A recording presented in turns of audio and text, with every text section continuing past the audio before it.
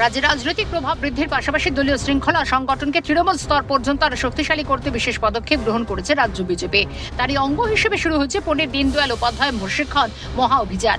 22 তারিখ শনিবার থেকে রাজ্য জুড়ে কর্মসূচির আনুষ্ঠানিক সূচনা হয়, যার উদ্দেশ্য জেলা স্তরে নেতা কর্মী ও কার্যকর্তাদের নির্দিষ্ট কৌশল এবং দলীয় আদর্শের ভিত্তিতে প্রস্তুত করা। এই উদ্যোগকে কেন্দ্র করে রবিবার হাওড়া বেলিলিয়াস লেনের সঙ্গম ব্যাংকোয়েট হলে জেলা স্তরের এক প্রশিক্ষণ কর্মশালার আয়োজিত হয়। এই অনুষ্ঠানে উপস্থিত ছিলেন রাজ্যসভার সাংসদ তথা বিজেপি রাজ্য সভাপতি শ্রমিক ভট্টাচার্য। এছাড়া কর্মশালায় আরো অংশ নেন নগরোন্নয়ন প্রতিমন্ত্রী উমেশ রায়, বালির বিধায়ক সঞ্জয় সিং, শিবপুরের বিধায়ক রুদ্রনীল ঘোষ নেতৃত্বরাও। সূত্রের খবর, পণ্ডিত দীনদয়াল উপাধ্যায়ের আদর্শ অত্যন্ত এবং একাত্ম মানববাদের ভিত্তিতে বুথ স্তর পর্যন্ত কর্মীদের প্রশিক্ষণ দেওয়া হচ্ছে। কিভাবে মানুষের কাছে সরকারের বার্তা পৌঁছে দিতে হবে, কিভাবে সংগঠনের শৃঙ্খলা বজায় রাখতে হবে, মূলত সেই পাঠ দেওয়া হচ্ছে শিবিরে। তৃণমূল স্তরের দায়িত্বশীল নেতাদের আরো জনমুখী, সুসংগঠিত এবং দায়িত্বশীল হিসেবে গড়ে তোলাই কর্মসূচির মূল লক্ষ্য। প্রশিক্ষণ শিবির শেষে বেরিয়ে সাংবাদিকদের মুখোমুখি হয়ে রাজ্য বিজেপির সভাপতি শ্রমিক ভট্টাচার্য বিগত বর্তমান রাজনৈতিক পরিস্থিতি নিয়ে নিজের বক্তব্য পেশ করেন। বেসরকারি হাসপাতালে স্বাস্থ্যসাথী প্রকল্পের দুর্নীতি প্রসঙ্গে বলেন, বিগত সরকারের আমলে অনেক অসংলগ্ন ব্যাপার, চুরি, দুর্নীতি হয়েছে। মানুষ এই কারণে নতুন সরকারকে নিয়ে এসেছে। সরকারকে একটু সময় দিন। এই লুট ও তোলাবাজির বিরুদ্ধে মুখ্যমন্ত্রী শুভেন্দু অধিকারী প্রথম দিন থেকে কঠোর হাতে ব্যবস্থা নিচ্ছেন।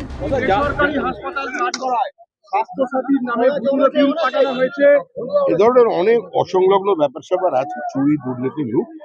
এর জন্যই মানুষ নতুন সরকারকে নিয়ে এসেছে। সরকারকে একটু সময় দিন। এই লুটের বিরুদ্ধে আমাদের মুখ্যমন্ত্রী শুভেন্দু অধিকারী কঠোর হাতে প্রথম দিন থেকে ব্যবস্থা নিয়ে যাচ্ছেন। অন্নপূর্ণা যোজনা প্রসঙ্গে শ্রমিক বলেন, কিছু জায়গায় সিস্টেমের কারণে বিচ্যুতি হচ্ছে, ফর্ম ফিল আপে গাফিলতিও ছিল, তবে খুব কম শতাংশের ক্ষেত্রে এই ঘটনা ঘটেছে। ইতিমধ্যে 1,20,00,000 মহিলা এই যোজনার টাকা পেয়েছেন, আরো 50 লক্ষ মহিলা শীঘ্রই টাকা পেয়ে যাবেন।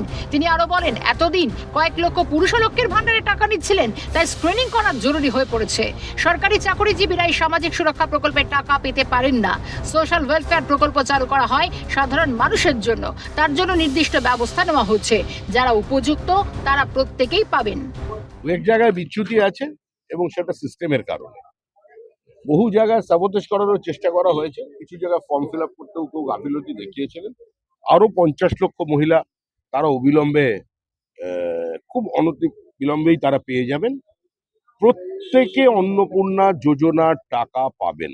দেখুন, স্ক্রিনিং করতে হচ্ছে, বছরে 36,000 টাকা কম টাকা তো নয়।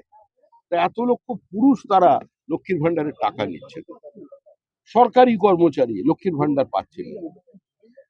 আপনারা কি এটা চান যে যিনি স্কুলের শিক্ষিকা, যার বেতন 1 লক্ষ টাকার উপরে, তিনিও লক্ষ্মীর ভান্ডার পাবেন, তিনিও অন্নপূর্ণা যোজনা পাবেন? এটা কি চান? তো সোশ্যাল ওয়েলফেয়ার প্রজেক্ট তৈরি করা হয় মানুষের জন্য, তার জন্য নির্দিষ্ট ব্যবস্থা নেওয়া হয়েছে এবং যারা পাওয়ার জন্য উপযুক্ত তারা প্রত্যেকে পাবে। সব মিলিয়ে কথা স্পষ্ট যে পুরো ভোট ও পঞ্চায়েত ভোটের আগে আর কোনো ফাঁক রাখতে চাইছে না গেরুয়া শিবির। জেলায় জেলার প্রশিক্ষণ মহা অভিযানের মাধ্যমে বুথ স্তর পর্যন্ত সংগঠনকে চাঙ্গা করাই বিজেপির প্রধান লক্ষ্য। হাওড়া থেকে অনির্বাণ মালের রিপোর্ট, ক্যালকাটা নিউজ।